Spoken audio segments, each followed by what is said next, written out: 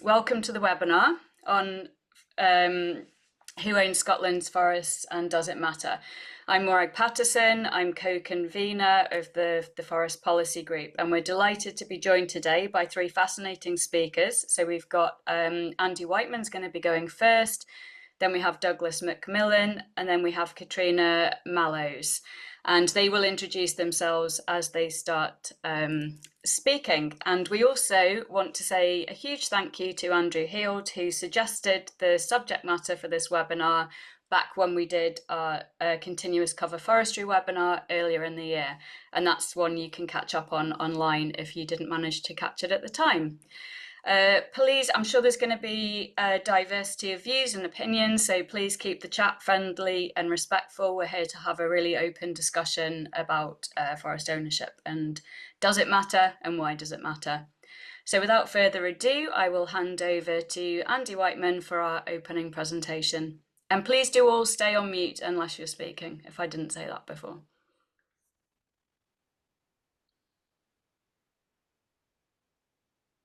That's great, Andy, thanks. Good, thanks Morag, and hello, good morning to everybody. I can't see anybody, but I know you're all there. My job here as the first presentation is to try and answer as well as possible the first part of the webinar title. Douglas and Katrina will get into the second, and I might come back to that in the chat. But this is intended to be as factual as we can. So I'm going to be drawing on a number of, sorry, how do I slide through? Oh, I click, right.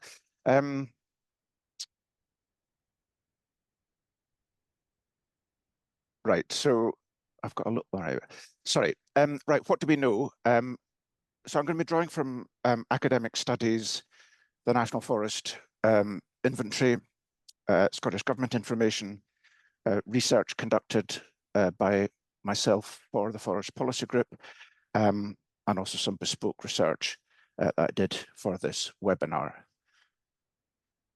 So just looking at academic studies, there's really only been there's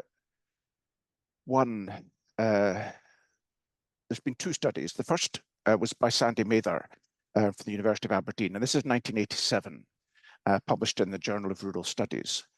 And he worked with data from the then Forestry Commission, and the results are there. You can read the paper for yourself. It's a very interesting paper. But I suppose the takeaway just from this slide is that over 90% of Scotland's private forests are owned by estates and investors. And Sandy also made quite a bit of the fact that there is actually no official data on this, and as a geographer, that annoyed him a bit. There's also been a more recent paper by our next speaker, Douglas MacMillan, published in Scottish Forestry, but I'll let him talk briefly about that.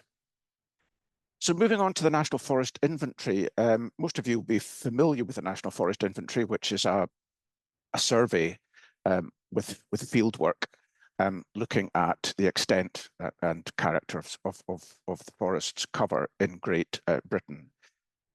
But as part of the process of seeking consent to undertake fieldwork, contacting owners, known owners amongst the 12,000 privately owned sample squares were provided with a questionnaire. So whilst they were doing the National Forest Inventory, they contact owners, those they know. They also do an ownership type and property type survey. So the latest National Forest Inventory was published in 2020, based on survey work conducted 2012 to 2015. And for those of you who are unfamiliar with it, the National Forest Inventory covers all woodland over half a hectare with a minimum width of 20 metres and at least 20% canopy cover.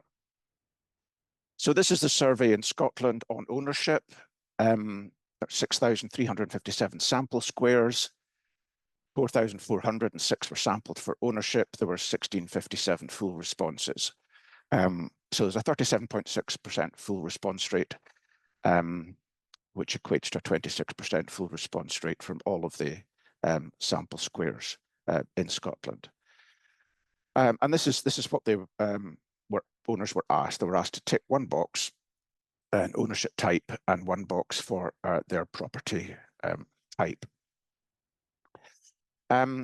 And that resulted in this, which is the ownership data from the 2020 National Forest Inventory, showing that, not surprisingly, 38% of the woodland area is owned by the state. But this categorization is highly problematic, given that we're, also with the 30% response rate. For example, there's no woodland area, no percentage given for the Crown. The Crown's actually one of the biggest public landowners. I also think private personal at 39%, I mean, that's nonsense. So this survey was based on they self-selected the boxes, and of course the boxes were selected by the National Forest Inventory. So it's useful, but it's not particularly helpful. Then moving on to the Forestry and Land Management Scotland Act 2018, Section 14 requires ministers to publish and gather information as they consider appropriate on forest holdings, which must include extent and proprietorship. So this must first be published no later than 3 years after the date of royal assent of the Act, and then no later than 5 years after the date of the previous publication. So the way that ministers saw fit to publish information was simply to reproduce the results of the National Forest Inventory Ownership Survey, as I presented earlier, despite its poor quality, despite its low response rate. So that was published in January 2021. They're required to publish it within 5 years, so we should have another publication before the 5th of January 2026, within the next 3 months. There hasn't been, to my knowledge, another ownership survey, so it'll be interesting to see whether they just publish the same thing again from 2012 to 2015. So that's some academic studies, National Forest Inventory, Scottish Government data. So now moving on to work that the Forest Policy Group commissioned me to do, first back in 2012, and then together with John Hollingdale in 2022, to look at the situation 10 years later. So what we did in 2012 was we selected 4 sample squares in Scotland, which are indicated on the map here. This map shows the National Forest Inventory, the woodland cover. It shows in sort of dark green or grey the National Forest Estate, and it shows in red the rest, all non-state land, private woodland. So we took these 50 kilometre by 50 kilometre woodland squares. We had criteria for selecting them. They were done randomly, but they had to meet certain criteria. There had to be enough woodland there, so we weren't going to take one that was just the tip of Fife, for example. We took these 50 kilometre by 50 kilometre squares, and we basically worked out who owned all the forests in them. We never managed to find out who owned everything. I don't recall the percentage, but we were north of 80%. And so what we did in 2022 was to revisit the same areas 10 years later. So whilst the results of this study cannot be assumed to be the national picture, because these are just four squares, what we can say, and what is useful, is because we're looking at exactly the same area 10 years later, we can very accurately assess what changes, if any, have taken place. So what changes have taken place? Well, sorry, I've got various things obscuring my screen. We can see that in 2012, if we look at the bottom here, 75% of privately owned forest. That was 115,955 hectares in 2012. 10 years later, that's 130,979. So the forest area has expanded, and that's not unsurprising. We are slowly expanding Scotland's extent of forest. But what is interesting is that the numbers of owners who own that have declined. So 199 owned 75% in 2012, 160 something. I've got your faces all over that number, owned it in 2022. So we've got a declining, we've got fewer owners of a larger area of forest. So getting more concentrated. The typology hasn't changed a huge amount. Investment owners and estates have just sort of flipped. So whereas estates were 46% in 2012, they're now down to 44%. they're down to 42, sorry, 46 down to 42.8. Investment owners have gone from 41 to 40. So there's basically been, estates have been selling land or selling forests to investment owners. And other than that, there's been very little change, which is what one would expect after a relatively short period of 10 years. In terms of residency, where the ownership has been identified, that's not changed a great deal. The majority of the extent of the forests in these sample areas are owned by people who don't live there. They're absentee. But what has changed slightly is that the nature of those absentees. So if you look at the bottom table in 2012, 50% of them were in the rest of the UK, 26% in Scotland. Now it's 68% in the rest of the UK. And the number of forest owners who live in Scotland, but they don't live in their forest, so they live in Glasgow, for example, and they own a forest in Argyll, perhaps, has dropped quite remarkably from 26% down to 7%. Again, these are the kind of changes one would expect over a 10 to 20 year time horizon. So that's the Forest Policy Group studies, and you can look at both of those studies on the Forest Policy Group website. So what I decided to do just for this webinar was to have a quick look at the Scotland-wide picture. So this was just a preliminary assessment. I mean, I spent no more than a day doing this. So I looked at on the left here is the latest National Forest Inventory from, I think, 2022, I can't quite remember. Anyway, this is the latest published National Forest Inventory in Scotland. So that's the extent of woodland cover in Scotland on the left. And of that woodland cover, I identified 86% of the ownership. So 14% I haven't identified. It can be identified. It just takes time and money to do it. Identified 86%. On the assumption that I've identified 100% of the public estate, which is relatively straightforward, that means that I've identified 78.6% of private ownership. So the map on the right shows this. The blue is the National Forest Estate. Sort of reddy colour. Brown is where we've identified ownership, and the green is where ownership hasn't been identified. And we can see that a little bit more clearly by zooming in. So the red here are land ownership parcels. The blue is National Forest Inventory survey data, where obviously we know the owner. And the green is areas where we could find out the owner, but we don't. And it's interesting, look at the National Forest Inventory actually, because it's very, very fine grained. You can see woodland right in the middle of, I think this is Kelso, yes, Kelso, and woodland down by the river. So there's woodland everywhere, really, in Britain. We're not just talking about, large forests. So what did we find? What did I find? Well, looking at public ownership, unsurprisingly, 96% of publicly owned forests are owned by Scottish ministers and form part of the National Forest Estate.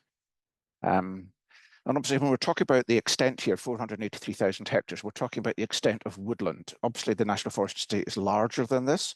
It contains a lot of land that's not got trees on it. This is just looking at land that is within the National Forest Inventory, just forested land. So 96%. But as I hinted at earlier, I mean, the Crown owns over 6,000 hectares, 1.2%. And then we've got a range of others with relatively small amounts of public, relatively small amounts of land.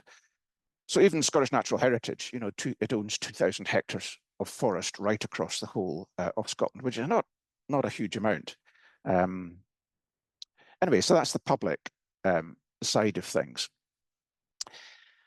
Then if we look at the ownership, so I looked at all the holdings over 100 hectares, just because there are thousands of records, so I can't look at all of them, obviously. But of the ones that are over 100 hectares in size, 50% of the forest where we've identified an owner are owned by states, 39% owned by investment companies or individuals who own it as an investment. Charities, 5.4%, that's the RSPB, John Muir Trust, people like that, Applecross Trust, Mount Stewart Trust, other private charities as well. Industry, so that's the forest industry. For example, Kronospan and James Jones and others. They now own more woodland than they have. Increasingly, the forest industry itself is acquiring wood. Rewilding, I put that, these are sort of rough categories, I should say. So, but rewilding, this is the Anders Paulson's people who are acquiring land for so-called rewilding, and then community ownership. So those are the ownership types, the categorization of ownership types of holdings over 100 hectares.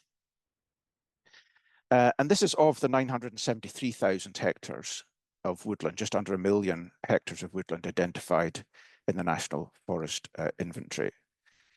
So we can see here that, again, over 90%, which is a fairly stable figure, looking back at Sandy Mather's figures in the 80s, are owned between estates and investors. And then if we look at the size classes, and so this is comprehensive. You can see at the bottom there, 973,000 hectares. That is the extent of the woodland in the National Forest Estate, 973,000.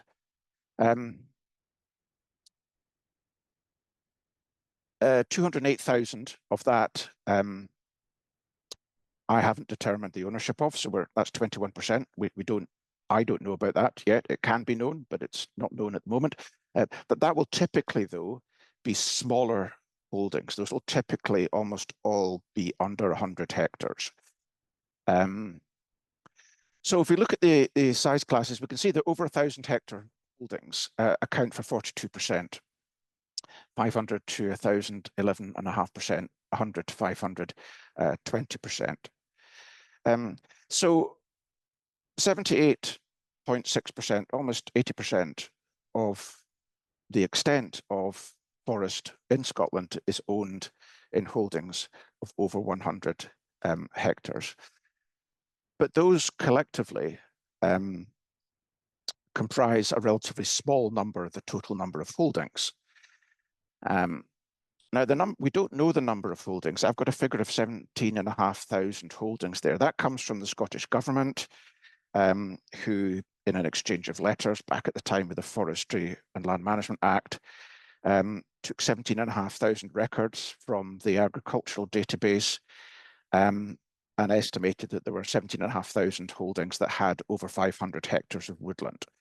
Now, this figure is not terribly robust.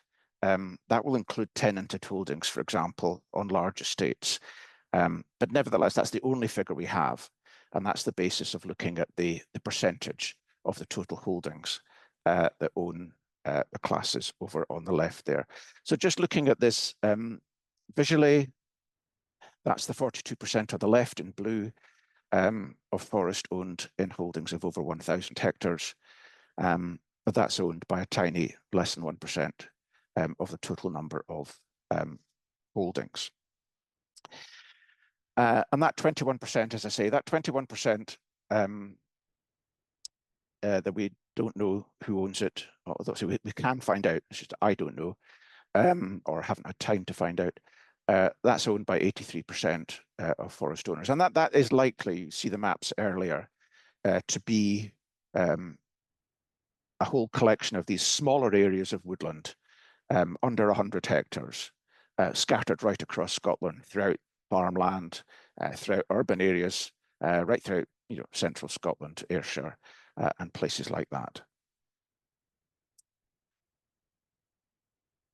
So if we look at broad trends, and I could have spent a bit more time if I had it just looking at this, and it's difficult to draw comparisons, but if we look at Sandy Mather's data from 87, a third of private forests was held in holdings of over 1,000 hectares, and just over 50% was held in holdings of over 500 hectares. That was his findings. In 2025, we've got 42% held in over 1,000 hectares, so an increase of about 10 by 10 percentage points, and 54% held over 500 hectares. So basically, in terms of the distribution of holdings by size class, things have remained broadly the same, but there's been a shift, if you like, to the larger holdings. This 90% that's owned by estates and investment owners, this sort of 80% that's held in holdings of over 100 hectares, they've shifted to larger holdings. There's more of it held in holdings of over 1,000 hectares now. And this suggests a concentration since 1977, an increased concentration, which is what the Forest Policy Group work from 2012 to 22 certainly shows. And it certainly concludes that, you know, we still have over 90% of private forest held by estates and investors, and that's remained fairly constant. And this is just the top 20 landowners. Now, the majority of these 13 are owners who've owned forests for many decades, indeed centuries. Athol, Codder, Buccleuch, people like that. But 7 are new. 7 of these are completely new. They weren't around a decade ago. Gresham, Julia Hans, Church Commissioners for England, the Church of England. They weren't around a decade ago, but they account for the majority of the extent of the top 20. So we've got a position where around 50% of forest ownership is very stable, relatively stable in estates over a relatively long period of time. And the remaining 50% is dynamic. That's more or less dynamic at different times. And then just to conclude, I wanted just to sort of draw very briefly a comparison with Europe. And this is a graph from the first Forest Policy Group study in 2012. I haven't reproduced this again because there's some statistical anomalies in that top graph in these smaller size classes, which need to be resolved. But nevertheless, the overall message here is still clear. And what's interesting here is that over 40% of the forests in these sample squares are held in holdings of over 100 hectares. Now, we know actually on a Scottish-wide basis, that's, I think, it's actually 80%. But nevertheless, the vast majority. If you look at continental Europe, if you look at 19 countries in continental Europe from an OECD study, we can see that 60% are held in holdings of less than 1 hectare. So it's the mirror opposite. And this reflects wider questions about land ownership. It reflects questions about, for example, inheritance law in continental Europe, where children can legally inherit land, which they have no right to inherit in Scotland. So it reflects the smaller scale pattern of ownership in continental Europe. And that has resulted in a very different forest industry, for example. So Finland, Metsäliitto Cooperative is part of the Metsä Group, which is one of the biggest forest products companies in the world. And that's a cooperative. It's owned by 125,000 people who own half the private forests in Finland. So the industrial base, the industrial sector reflects to an extent. And this is the same in southern Sweden with Södra, owned by farmers, etc. And it's worth pointing out, of course, that the other contrast is that we don't have any really ownership to speak of by municipalities, by cooperatives, very little by community bodies, and virtually none by the equivalent of family farmers. The people who own these forests in Finland are family foresters. They're actually farmers, but they don't make a distinction. So thanks very much indeed. I hope that's given you some kind of food for thought, and happy to come back and address any issues or questions we have later. Thank you. Thanks very much, Andy. You took the words food for thought out of my mouth there. Lots of interesting stats, and please do keep posting your questions up in the chat. And in the meantime, we will pass over to Douglas. Andy, you'll just need to stop sharing quickly. Yep, thank you. Thanks, and we'll let you know when we can see yours, Douglas, so you can start. It's just taken a second to come up. There we go, you're away. Great, thanks very much, Morag, and thanks, Andy. Great talk. I'm relieved to say that I think my sort of like back of the envelope calculations are broadly consistent with your detailed work. So good morning, everyone. My name is Douglas MacMillan. I'm going to talk a little bit more about taking on from what Andy was saying. I'm going to talk a bit more about the kind of processes behind it, the economic drivers, if you like, and then I'm going to do a bit of speculation about how we can maybe change ownership patterns, or at least the flow of control and profit that's associated with forestry. I began my life as a forester. I can see this. For some reason, it's a black and white picture. It wasn't that old.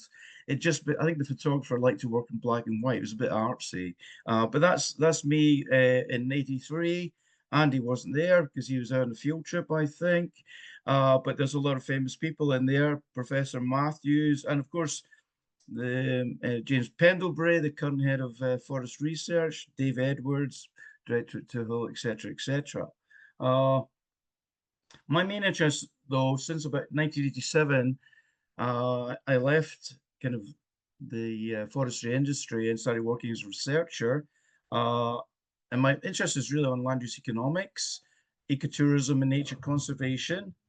My research is largely quantitative, as you'd expect from an economist, but I did spend 10, 15 years in an anthropology department, so I have learned quite a bit about how to use qualitative information to explain quantitative data, and I think that's very, very important.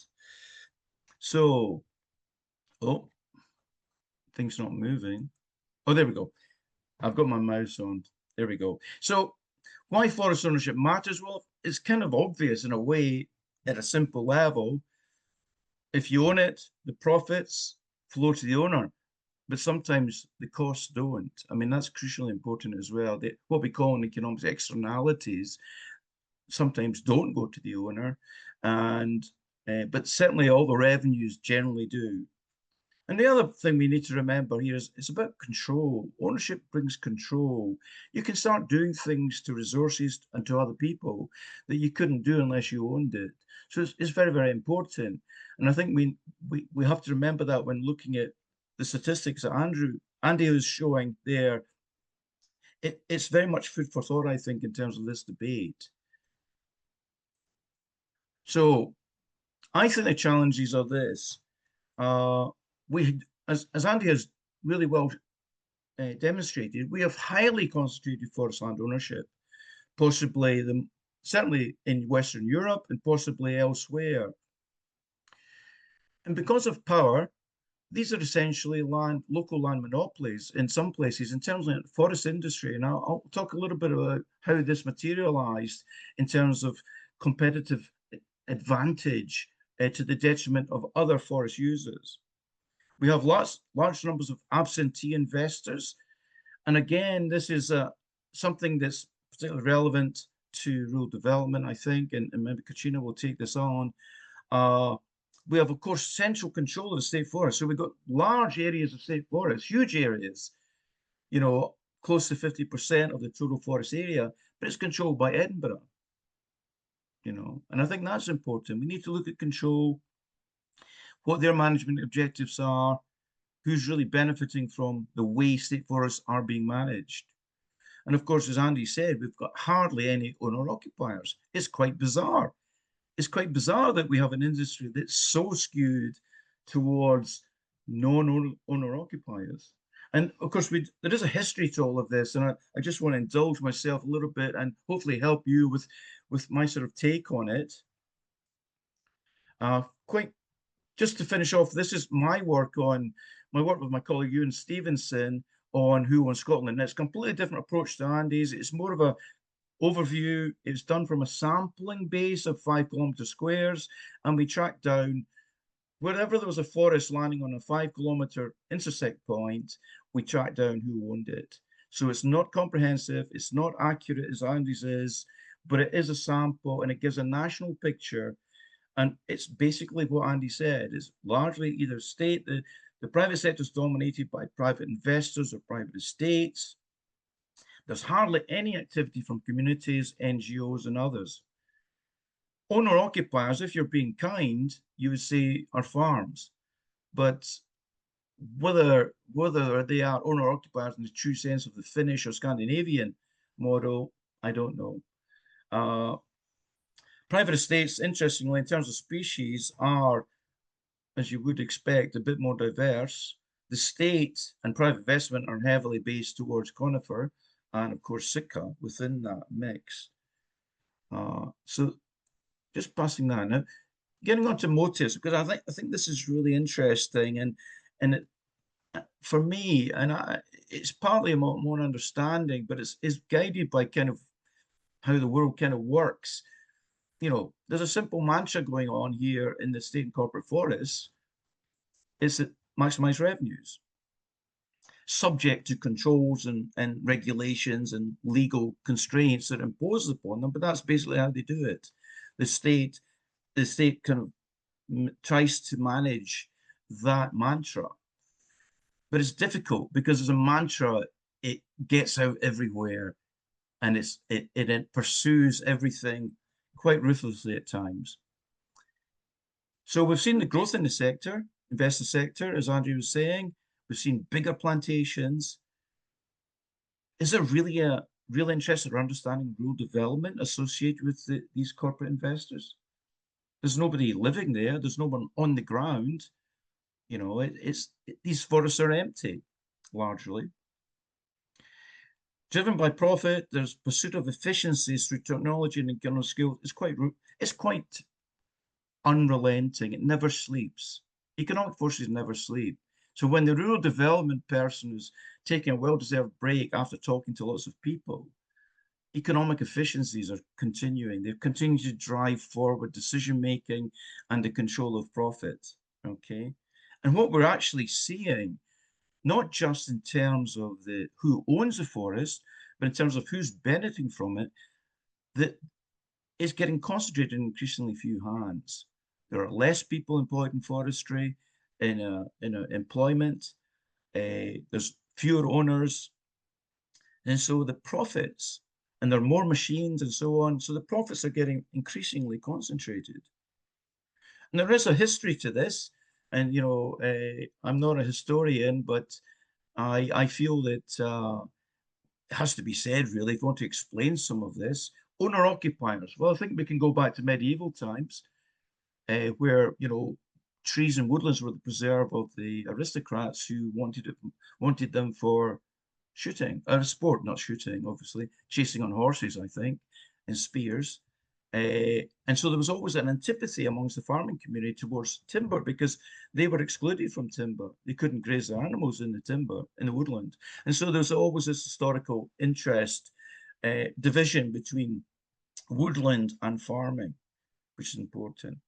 In the modern day, the creation of the Forestry Commission, heavily influenced by the colonial plantation model that was in India, which in turn was Germanic. But a lot of foresters came back from India to set up and organize a Forestry Commission back in the 1920s. Part of that model, that Indian model, is people are not welcome to live in forests. And that's kind of something that we've accepted really without question in forestry ever since. And my own work here on ruination, we published this in Scottish Forestry, again with my colleague Ewan, looking at, we documented lots of buildings, mainly farmsteads, that have been deliberately, not just abandoned, but abandoned and actually deliberately ruined by the Forestry Commission. Took the roof off, for example, or in one case, blew a building up with dynamite to give the army some training. And, you know, this is really what we want from our forestry? And most of these ruins are actually undocumented. So the kind of social narratives around the families and the farms that these were once were, we know nothing of. You know, Historic Scotland don't know them. Forestry Commission are not interested, really, particularly in it. So we've got a resource here that is completely forgotten about. So just to, you know, sort of finish off and sort of the issues with the land ownership, I believe if you look at land ownership, and the patterns that Andy described, that they directly lead to the following: the monocultures, the minimal management, the job losses, and little authentic engagement historically with communities. Even worse, I think the trend that Andy's identified, this greater concentration, is only going one way. It's not in a good way in terms of diversification of ownership. I think AI and roboticization are simply accelerants of this kind of neoliberal model of profit maximizing, economies of scale.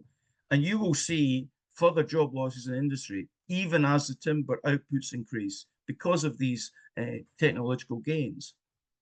And crucially, technological gains such as AI and roboticization, they drive the profit straight into the hands of the owners. You know, robots don't take a share. Robots don't go on holiday. You know, AI is owned by a corporation, and they get the benefits of it, not the human. You know, so you're dehumanizing the benefits. And the crucial thing for me, and I welcome some thoughts from the audience on this. I think this is crucial. Free markets are brilliant. They really work in so many ways, but they've got flaws and they've got issues. We talked about externalities earlier. I mentioned them as one thing.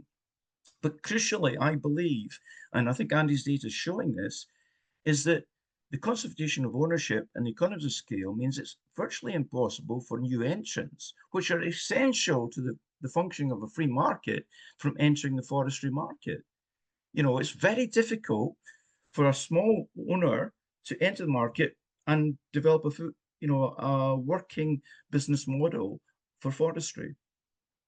And that's because of the way prices are done, the way timber is sold, and so on. But this is crucial to, you cannot have a free market operating unless you've got new entrants, and we don't have them. I mean, look, the processing sector is a very good example of this. It's a success story. Don't get me wrong. You know, wonderful technology, lots of inward investment. But I think it's, if you look underneath the kind of glossy publication, you see a slightly different story.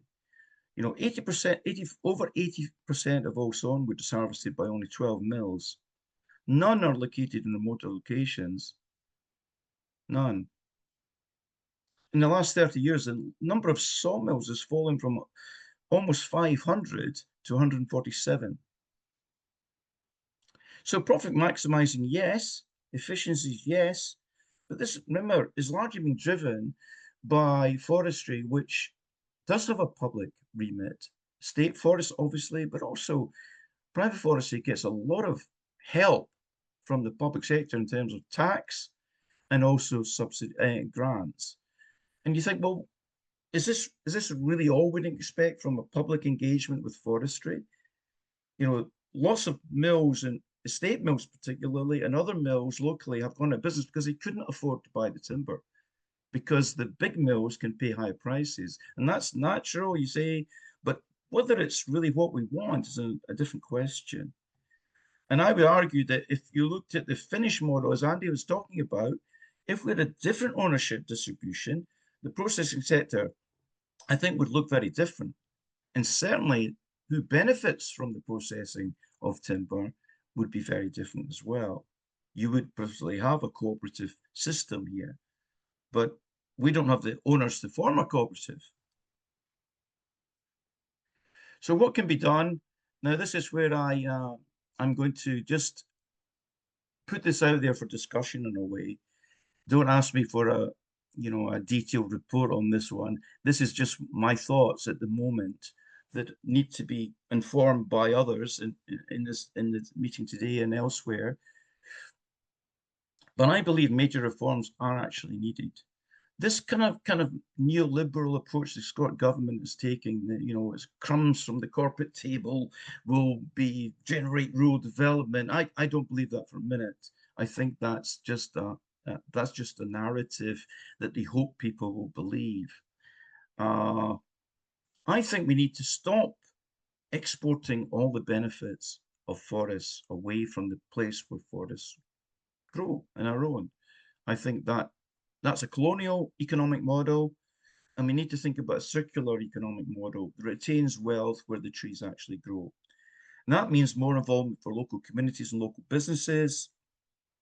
And it also means something I've come to realize is how inadequate the data is on, economic data is on forestry. It's actually even less good than the National Forest Industry is on ownership. It's very inaccurate at national level and entirely absent at the regional level. So how can we have a regional economic strategy for forestry if we don't have any data? It's incredible that that's the state of affairs. So here's some ideas that hopefully will spark a bit of debate or excitement, possibly in some members of the audience. Let's do it differently. Let's stop waiting for crumbs off the table. Let's stop waiting for corporates to develop a community participation portfolio. Let's just do it. And we have the power to do this because we have state forest land, huge amounts of it. Why not create 3,000 forest crofts and 10,000 woodlots on state forest land in the next 10 years? Why not do that? Nothing stopping us, just political will. This will definitely bring people onto the land and create wealth locally. But it would need a coordinated strategy and directed action by the Scottish Government. And unfortunately, that's not something they seem to want to do. But I think it's more than this. I think that would increase your owner-occupiers, your people on the ground running businesses. But I think we need to do more. We need a different strategy and a different strategic approach. So I would recommend that we completely do away with the old model and create instead 4 regional forest boards holding 12 economic regions. So that's roughly 3 economic regions per board. The boards are responsible for collecting data and coordinate strategy, and they have to respond to the national strategy. It's not about question of just running state forests to profit maximize for some, obscure reason. I don't believe that for a minute, that that's a genuine public policy objective. These regional boards would develop and coordinate a regional development strategy for forestry for their areas. And it would collect accurate and representative data on economic contribution from different forestry systems in different locations. It would have a target of achieving 25% of gross revenue value retained within the region, rising to 50% in due course. And this can be achieved through woodland crofts, but also local timber sales. Certainly a proportion of the state forest should be required to sell timber locally or regionally. And of course, I think we should also look at accelerating local community involvement as well. But the key thing here for me is we can't just say it's all about local communities. It's great in theory, and if it does work, it works wonderfully well. But these are very difficult to set up and to manage sustainably.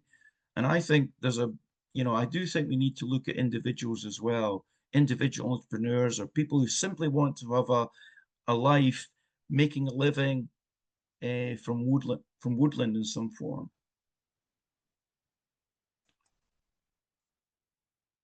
We can't forget the private sector, it's crucial. So I think we need to incentivize them to participate in these strategies and to meet the same targets as state forests. If they sell timber out with the region, they get a 25% tax on all timber. Now, these taxes are already being introduced in other countries, and I think it's a fair thing to do because this is actually tax-free at the moment. And so all the benefits are going often out with not just the region, but the country and even Scotland and even UK. It doesn't seem right to me that should be the case. This timber tax should be ring-fenced to support development of local timber enterprises. So it's not being lost to forestry, but it's being used to sponsor and support a fledgling, small-scale, local timber industry.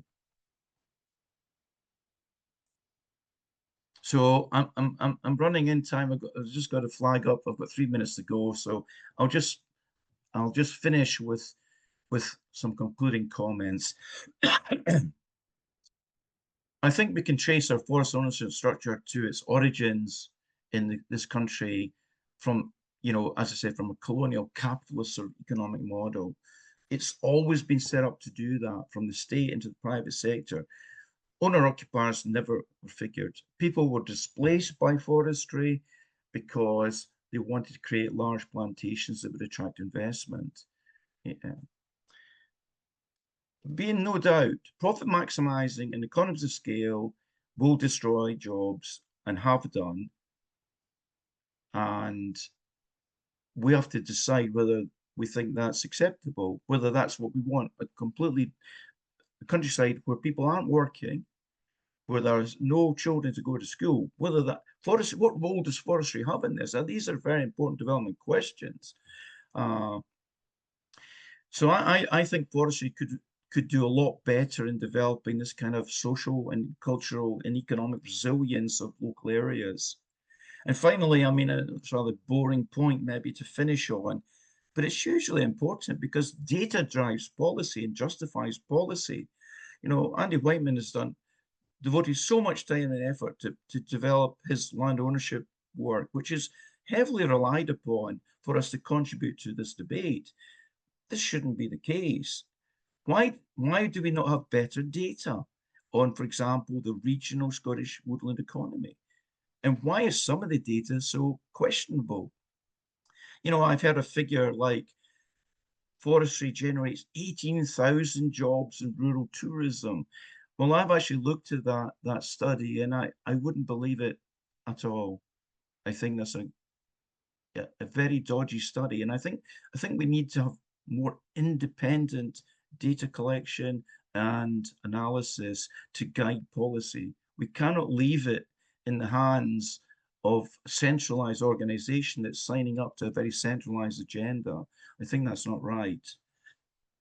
Okay, so I'm going to finish there. Hopefully I've made sparked a few thoughts. If not, I'll just part you with never forget to smile. Okay, it's easy to get angry and upset and everything, but I appreciate everyone is doing their very best in the way they see it. And our worldviews do differ. There's no question.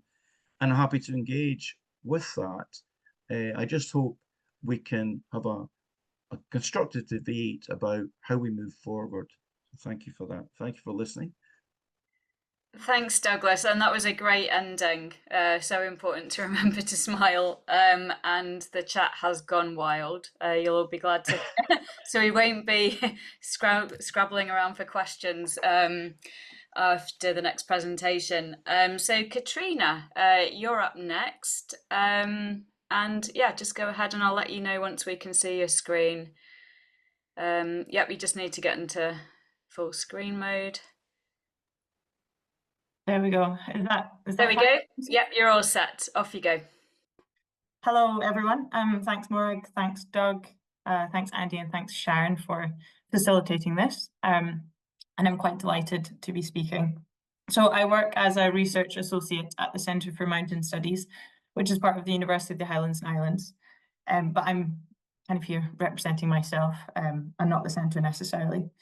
So I've got a background in the social sciences and ecology and have interests and experiences in land management and ownership, the politics of ecological challenges and resource-based industries in rural areas. I've spent time volunteering at community woodlands, I've tree planted in Scotland, and I've lived near old growth forests, small woodlands and large plantations on the west and east coast of both Canada and Scotland. I grew up in Cromarty on the Black Isle, a place surrounded by industry, oil rigs, fishing, farming and forestry, which runs along the spine of the peninsula. I've also spent a lot of time working and travelling around Scotland and noticed the impact of land ownership on people and places. Let me just change my screen if I can. Doesn't seem to be working. Use your arrows rather than your mouse. Mouse Murray's bottom left, hopefully. Yeah, that doesn't work. Let me try again. Sorry, everybody, I was just getting into the thing of things. No worries. I'm sure it'll work in a second. Don't seem to move. Worst case scenario, we can get Sharon to share if you like. Yeah, that might be good. Let me just try again. Sorry, everybody. No worries. Gives everyone time to process everything they just heard and what they've read in the chat. There we go. That's it. Phew. Okay. We're not seeing it cut. Yeah, There we now go. we're seeing it. Now it's up. Great. Okay, Great. off you go. That's good. Something. So I want to provide an overview of why it might matter who owns Scotland's forests, potentially and rather annoyingly raising more questions than answering them, and highlight the role and significance of different models. I think essentially we should know a whole lot more about this, myself included.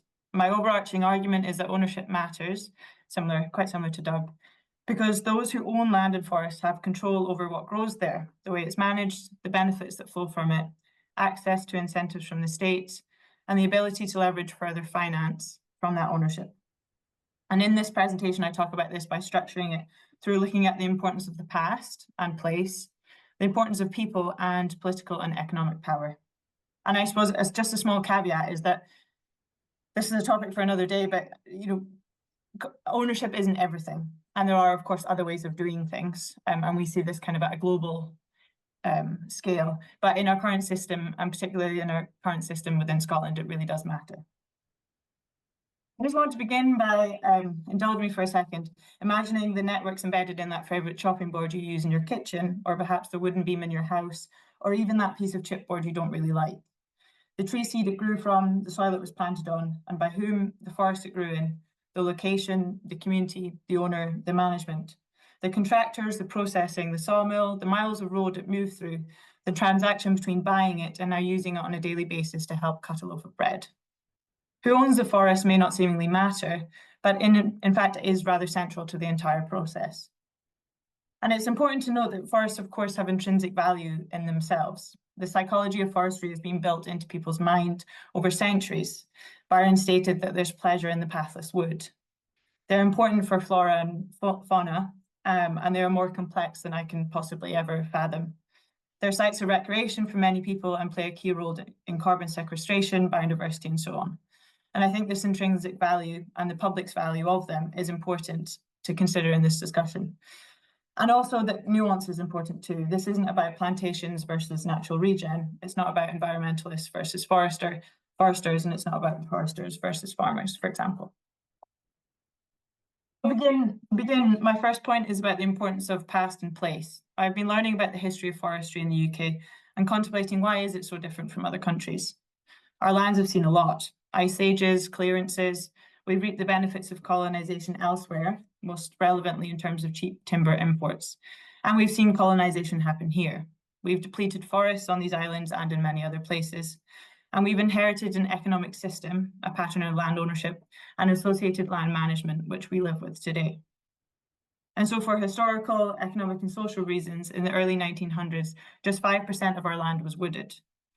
The creation of the Forestry Commission in 1919 was a response to the First World War, with Prime Minister Lord George saying that Britain had nearly lost the war for want of timber than of anything else.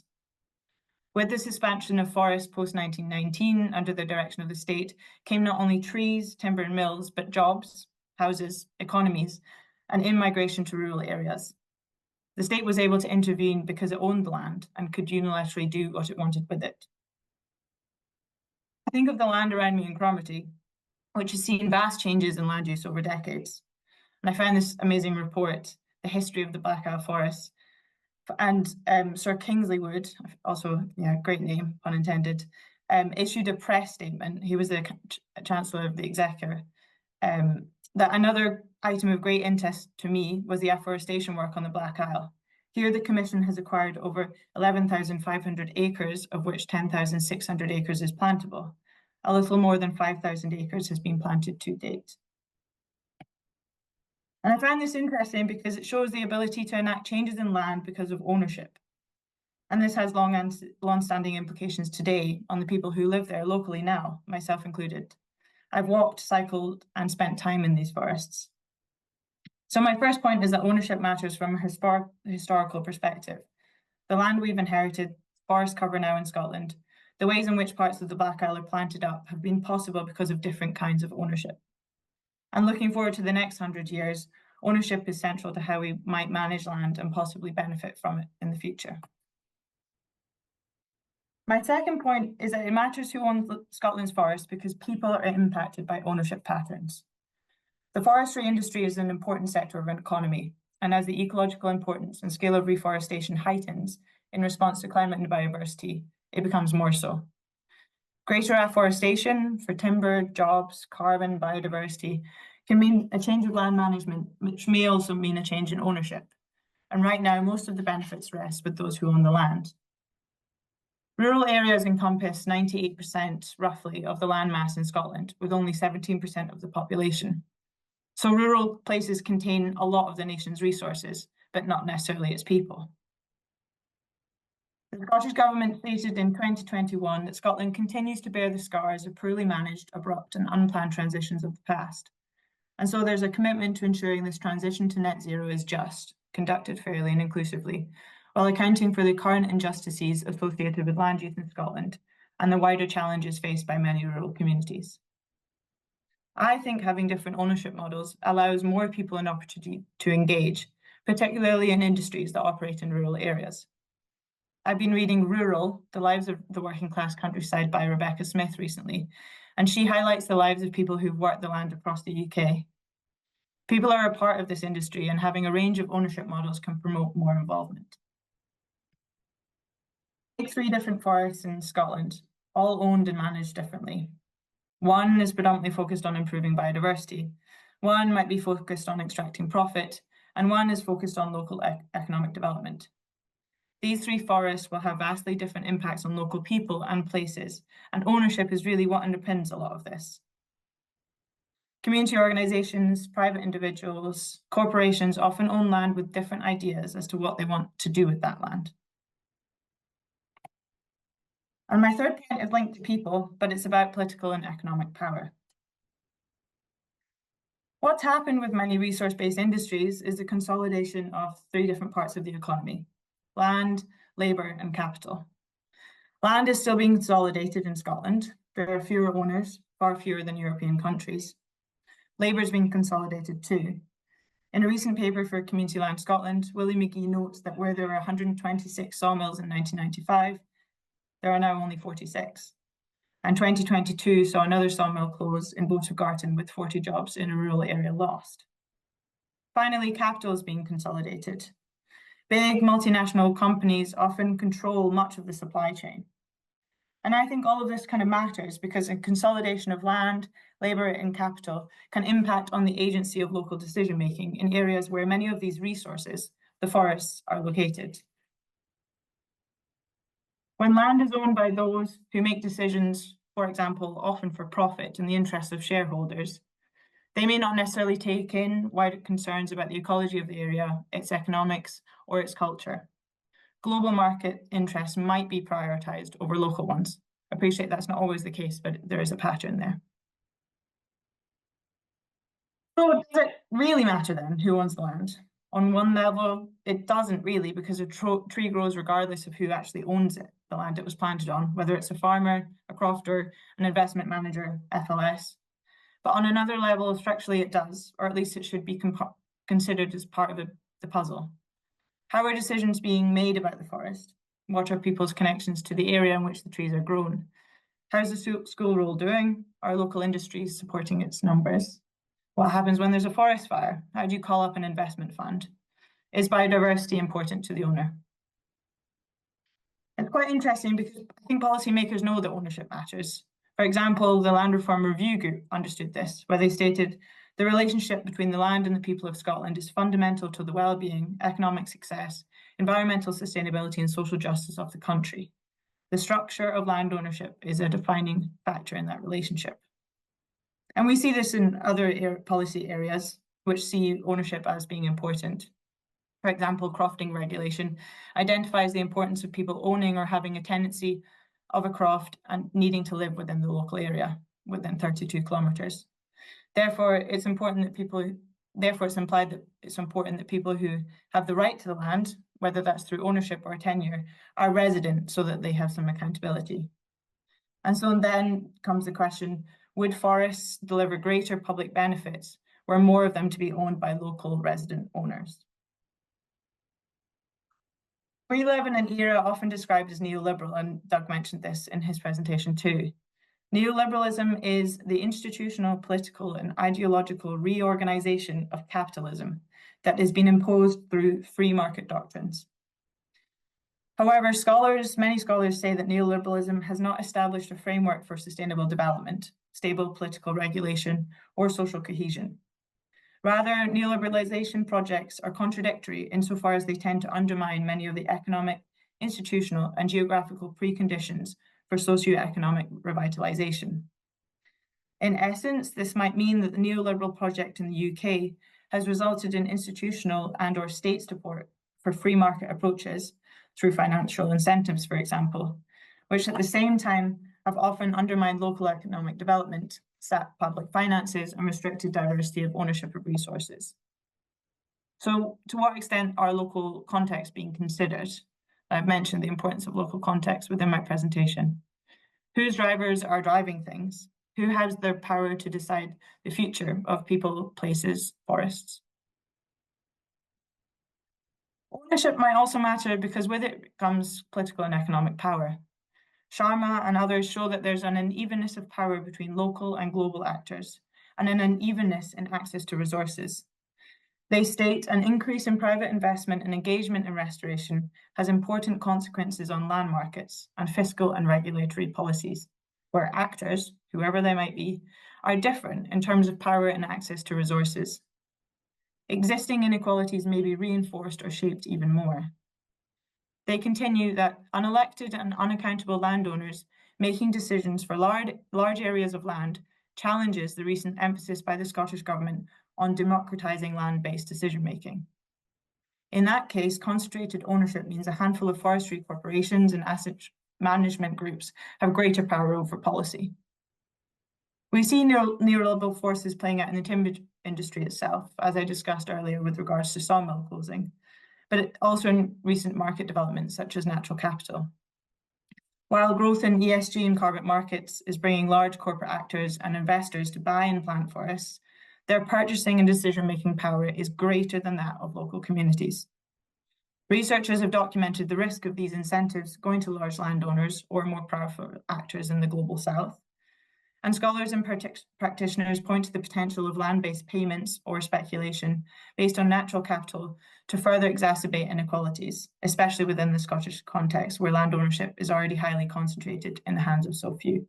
And there's a couple of papers there that I'd be happy to share with folk if interested. Just circling back, I think it's interesting to think of how changes in ownership can result in changes in land management. For example, I volunteered at a community-owned forest which bought its land for forest enterprise and now sells its own timber, but also has set up its own tree nursery and supports care experienced young adults and so on in the local area.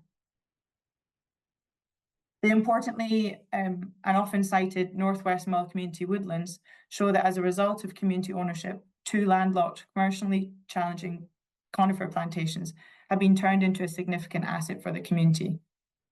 They were able to access EU funds that the Forestry Commission couldn't.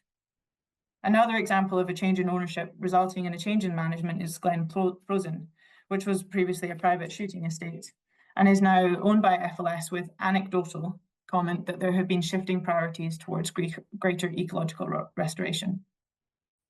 And Andy's mentioned a couple of these, but further away from Scotland, there's cooperatives and other models that show themselves. Rebecca Smith, again, she wrote recently about her visit to Sodra, or rather a visit to a Sodra member, Sodra being the largest forest owner association in Sweden with 50,000 members. They help forest owners manage their forests and process raw forest material into renewable products. And there's so many examples elsewhere in Finland and France, for example. And another area I know about is British Columbia. So much of the land there, the forest land, is Crown land and so owned by the state, but there's a small proportion owned by private bodies. And it's often cited that these private land holdings are not subject to the same scrutiny as public lands. I'm definitely not saying that forestry on public land is perfect. But generally, as a French academic just told me last week, it can be slightly easier to deliver public benefits or public priorities on publicly owned land than with large swathes of privately owned land. I suppose it does then throw into question what kind of private ownership we're talking about, but again, that's maybe for the Q&A session. Just wrapping up, when resource-based industries are run by neoliberal market forces, often based on a pattern of private ownership, they do tend to become rather extractive. We could be talking about fishing, farming, or mining alongside forestry. Market forces often prioritize efficiency, scale, profitability, but different kinds of ownerships can challenge this, and different models which aren't centered on extractive ownership can offer potentially more resilience, diversity, decision-making power, local nuance, and be more supportive of an area's social, ecological, and political contexts. And this is shown, as I've tried to evidence, in academic circles, in public policy, and in other models elsewhere.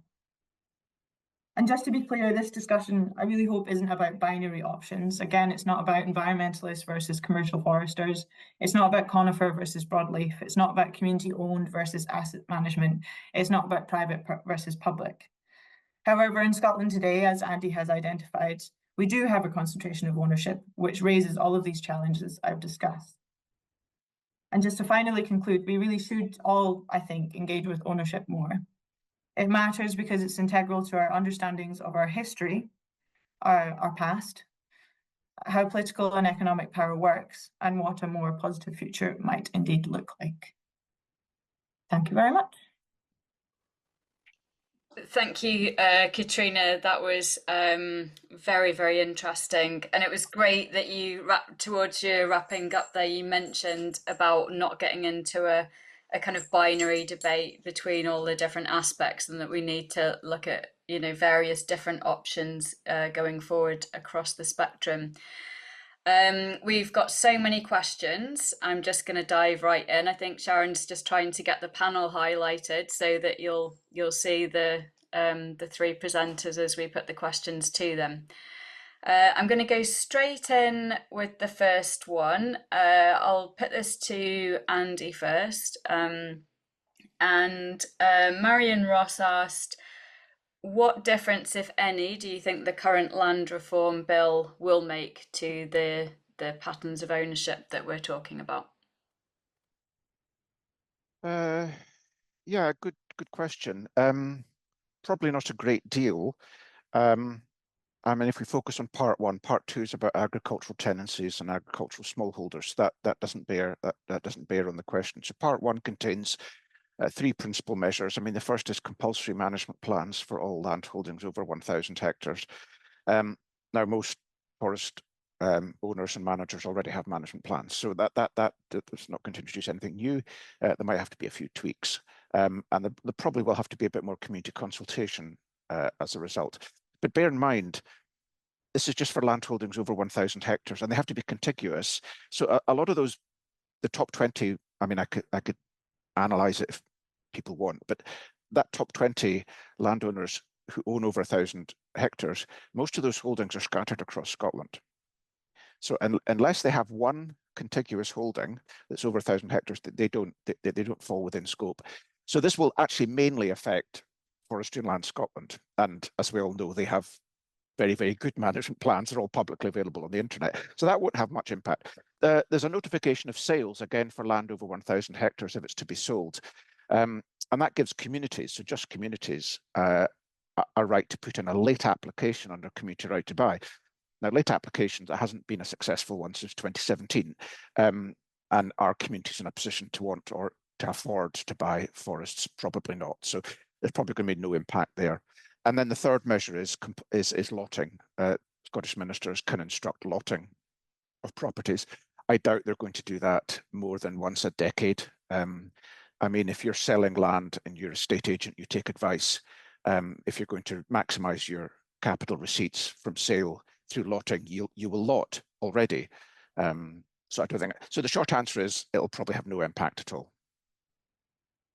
Great, thanks, Andy. We'll go to Douglas and Katrina on it, but also I'm going to ask you after you've answered, if you want to be put on the spot, are the measures that you would want to see that would make a difference, just so you've all got that in the back of your minds. But I'll let Douglas and Katrina, Douglas first, answer the original question.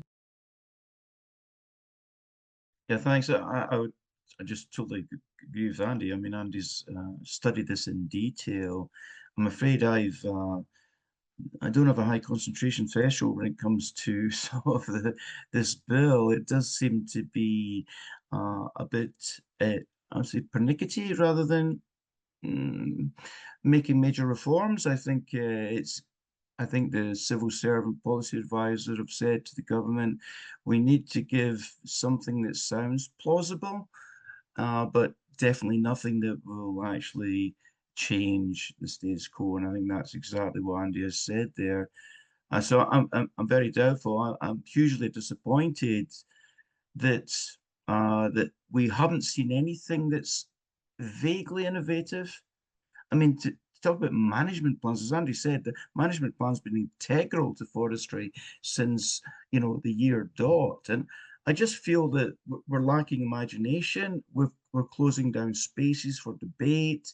And I've got a very strong feeling, based on what, not just the Land Reform Bill, but the narrative coming out of the Scottish Land Commission, is the Scottish government want to close the whole thing down. And that worries me, and I'm afraid I can't be more. Maybe it's just because I'm getting old, but I'm just not optimistic. I think they're trying to close it down.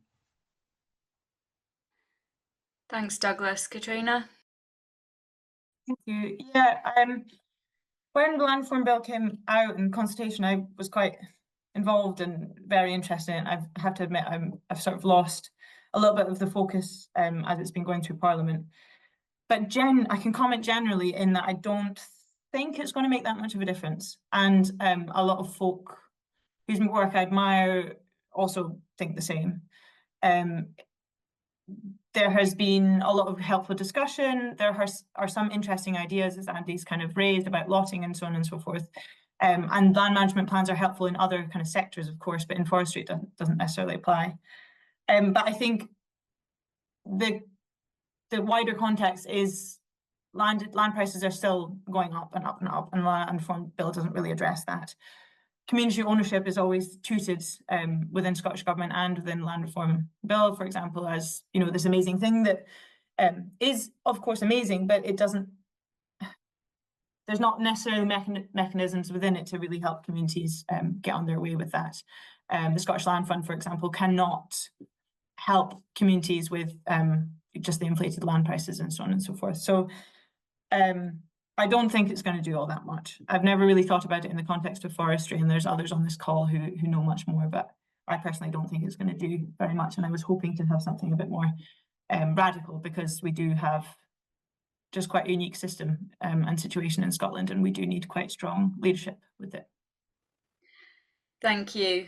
And so with those, you know, comments and views made, I mean, obviously, Douglas, you brought a few up in your presentation. Do you want to, you know, put a flag down of a radical move that you think would make a big difference? Well, I think, you know, without, you know, having a multi-scenario model of the future of the economy to hand, I just think instinctively that we need more owner-occupiers. We need more people with a real ownership stake living in the communities and the regions where it matters if the shop is open. It matters that there's a school. If the people are absentees, multi-billionaire absentees, they don't really care. Let's be honest, they don't care. I think we need more people who care. And so I think identifying ownership opportunities and getting away from the idea that community ownership and all the processes and protocols and funding and effort that requires is the only answer is, I think, misdirection away from the real problem. I love the idea of community ownership. I think it's a great thing. But if you think that's going to solve all the problems, then I think that's, I say, that's classic misdirection from the Scottish government about the failure to really address the key issue about local economic growth from forests, local ownership, local engagement. The whole thing to do with local areas, I think, has gone off the radar. Thank you. Katrina, Andy, would you like to come in on that? Yeah, briefly. I mean, I agree with Douglas. I mean, this is not the seminar to go into sort of wider land reform, but I mean, there's one interesting aspect to this which Douglas touched on, which is residency. I mean, it's always been curious to me that crofting tenants have existed under a legal framework since 1886, and just a couple of months ago they were sent 1,500 crofters were sent letters by the Crofters Commission, pointing out that they had failed to return their statutory annual return. Okay, and that statutory annual return also includes a certification that they live within 32 kilometres of their croft, which legally they have to do. Now, to fail to make that statutory return is a criminal offence. Okay. Now, as I understand it, the Procurator Fiscal in Inverness has indicated that they will not be pursuing any prosecutions. I think that's wrong. I think they should pursue one, the most egregious lawbreaker, and that would be an example to the rest. But anyway, it's really interesting how much effort is devoted to people who occupy 5 acres of bog and rock on a tenancy, as compared to people who occupy and own, well, they don't occupy, they own, legally they occupy, hundreds of hectares or thousands of hectares. And I think this question about local economic activity is critical. I mean, where I'm based, in the last 5 years, maybe 6 years, one school 5 miles away from me to the west has closed, the primary school's closed, and 8 or 9 miles to the east, the primary school has also closed. We have over 40% forest cover. Okay, I mean, it's not really forest cover, it's 40% forest cover up to the tree line. Obviously, there's mountain tops, which is a lot of land, but a lot of the land that can be forested is forested. So, and I live in the middle of a forest.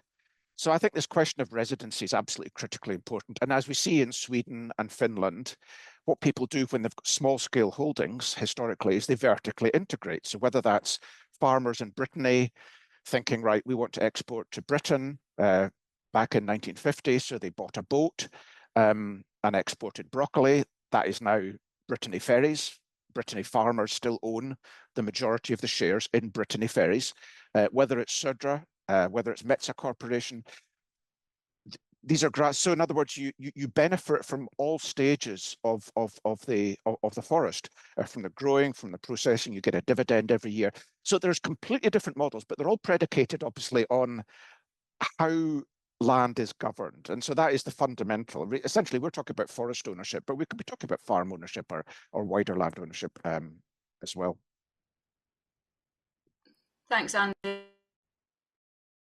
Sorry, I'm muted. Yeah, Katrina. Thanks, Andy. So this is my kind of view of radical view of what I might do if I could do something, I suppose. Well, I've written down a few bullet points, a lot of which have been spoken about. I think initially, I mean, this sounds a bit abstract and woolly, but I do think there is still a lot of public awareness to be done about land ownership patterns within Scotland and forestry within Scotland. I myself had to do quite a lot of research into this and learned a lot. And I think generally there's kind of almost like this public campaign. And I know that the Land Commission is doing this a lot with kind of public consultations, but I do think a lot more needs to be done so that there's a psyche, a kind of a building of awareness within folk about how inequitable things are, because I think there's shifting baseline syndrome. We get so used to the way things are, and I think there could be arguments about the right to responsible access and whether that actually then means that we don't maybe challenge things because we can still access these lands. So I think there's a public awareness maybe campaign. There's obviously more data, and I can say that as a researcher, but also backing up Andy and Doug, and both just needing more data. We need to know what's going on. I do think there's something on limiting overseas ownership. We see that in other countries doing that. I was talking to my friend from New Zealand recently. There's lots of models. I think a conversation about tax, which is not something I am going to have, but I do think it's an important land taxation. People talk about how there's no money for the public sector, and yet there is money swashing around, and taxation might be one way of kind of addressing that. And I just think young folk want to access land, young folk want crofts. We need to just do something kind of radical to ensure that there's more access to land for those who want it. Don't quite know the mechanisms to do that. I'd love to chat with people about that. But yeah, there's some of my kind of things that I would ask for.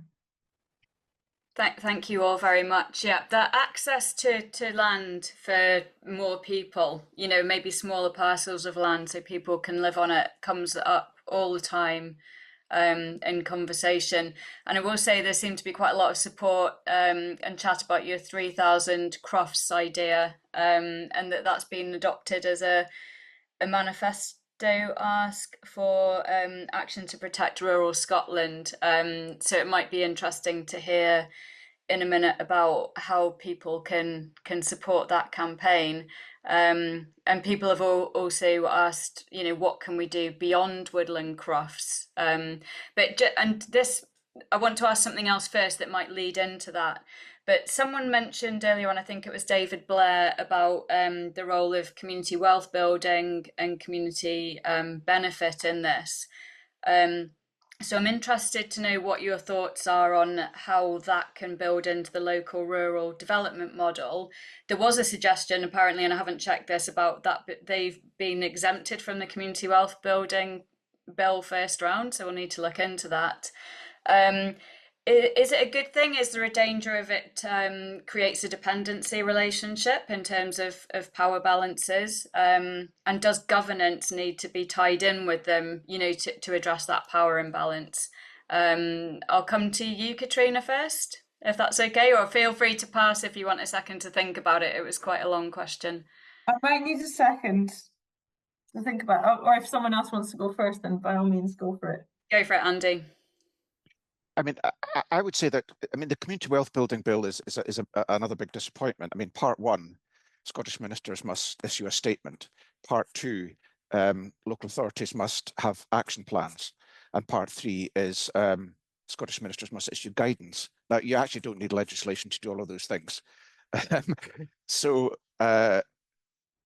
historically, we did have community wealth building. Historically, we had more land in community ownership.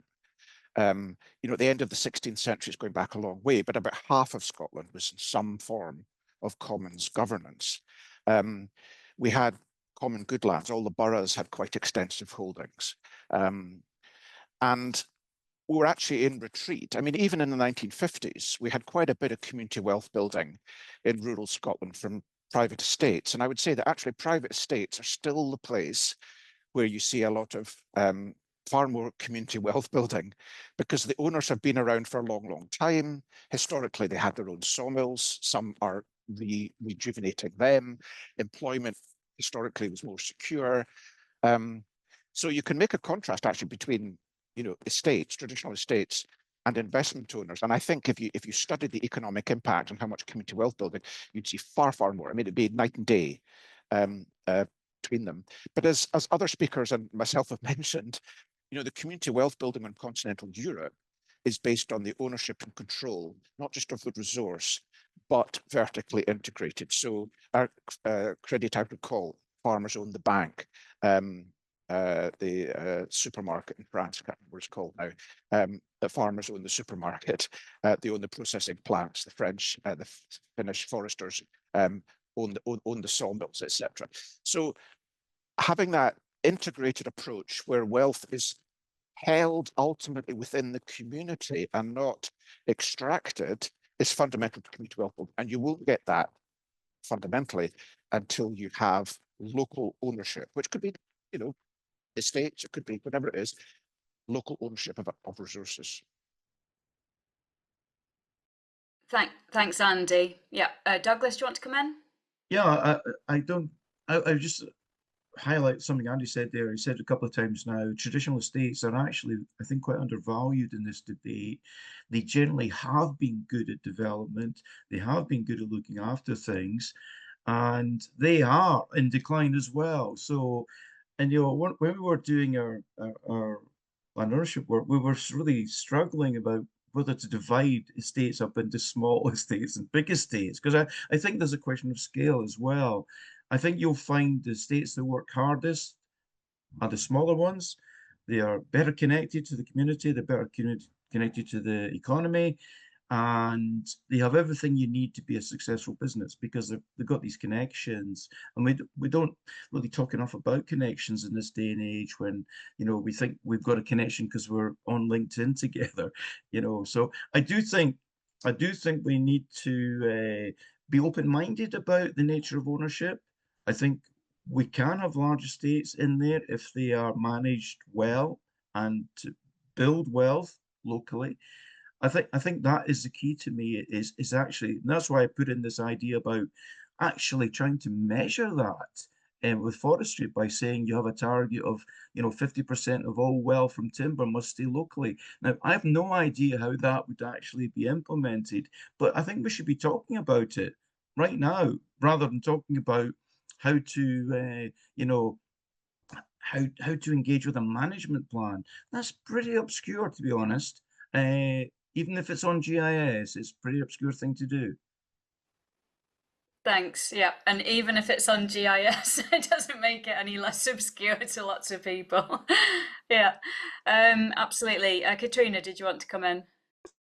Yeah, just a few points, I suppose, on sort of generally community wealth building, and I'm not that tapped into what's happening right now with the bill, but I have thought a lot about kind of community wealth building. I think there's all sorts of ways that communities can be involved in economic development. It's not just when, you know, a forest is timber is made, let's say. There's all sorts of ways that supply chains can be broken up, and all sorts of ways that people can be brought into that for their own means, for their own kind of community, their own decision making, so on and so forth. And I think sometimes we need to broaden that understanding of, it's not just about when things are processed, for example, it's actually the planting, the management, so on and so forth. So that kind of breaking up of supply chains, or seeing them as different parts for community involvement at different stages. And I also just think sometimes we in Scotland, our local democracy is pretty fractured, and sometimes community well, yeah, I think if we had stronger local democracy, then that would make a big difference with a lot of with our desire for community wealth building. I mean, you can go on about the Highland Council being the size of Belgium and so on and so forth, but there basically means that there's not very many opportunities for communities, for people, for me in Cromarty to be able to input into what's happening within a region. And that is probably part of the problem. There's just this big kind of disconnect. And it's amazing what communities are doing. I mean, it's just incredible what communities are doing. It's also amazing what some private sector models are doing, and public, and so on and so forth. I'm not criticizing everything. But it is just very cool when you can see opportunities opening for people to input, have their say, ensure that wealth is kind of stayed locally, so on and so forth. A final comment I will just say, and this is from kind of a past life when I worked for a charity, which did lots of work in Scotland, but we did a lot of work in Europe, was working with European countries. They just were blown away by how much volunteers did in Scotland. And they were kind of taken aback at just the voluntary effort that happens here, and why aren't people paid for some of the work that they do within communities. And I do think that as part of this process to sort of democratize land and land-based decision making, we do need to think about having more development officers in areas so that they have the means to move things forward, rather than just a well-intentioned group of volunteers who sit on a development trust, for example. Yeah, that's a really good shout, and it would help level up that power imbalance of the people who are sort of trying to negotiate with a multinational organisation between like making tea and getting the kids to bed or whatever else they're doing. Yeah. So while we're just on sort of that rural economic development part of this, somebody mentioned earlier, I think it was Highland Boundary. You know, does getting more access to local people to the non-timber forest products, for example, or other local economic activities, you know, particularly in those periods where the forest has been established and it's not ready to be harvested, there's a very long window there where you could sort of say there's not much economic activity going on. Do any of you have any thoughts you want to throw in about that? Yeah, Andy. Yeah, I mean, the potential is huge, I think. Just an anecdote, I used to run field trips for students, mature students who went to University of Reading from overseas. Overseas people came to Reading and they did a year. I can't remember what the course was, but they had a field trip in Scotland. And it was mainly, or a lot of them were foresters from the Indian Forest Service. And I had a lovely time going round, going to woods with the local forest district manager from the Forestry Commission. And the traditional colonial mindset is we have things to teach India. Actually, almost exclusively, they had things to teach us. So for example, firewood, talking about local benefits. We're in one forest where they just stopped the local firewood collecting thing where people could go and collect firewood. And so the Indians just gave us a masterclass on how to run fuel wood collection systems in state forests, and gave us lots of references and protocols and license agreements and all the rest of it. So I think the potential is limitless. I really do. But that requires a willingness to see our forests as more than just what many of them are, which is a repository of speculative wealth, really, and some timber, and how we design them and how we redesign them when they're being felled. That's the other thing. I mean, we saw a picture from one of the presenters, Katrina, I think.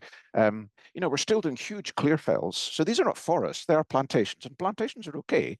So maybe we need to have a conversation about, do we want forests or do we want plantations? And in what balance? Plantations, as I say, are fine, but they're not forests. Do we want more forests? That would imply continuous cover forestry. That would imply different ways of managing. Potentially, that might require different management regimes. I mean, I live in a forest, and thinning, for example, it's good quality timber. There's a big thing we can't afford to thin. I can afford to thin twice a week in the summer.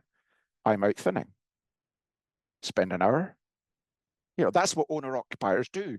They go and mess around and play around. I mean, you could call it gardening, but they're actually far more intensively managing the land around them if you just think about your garden. So, yeah, this is all connected.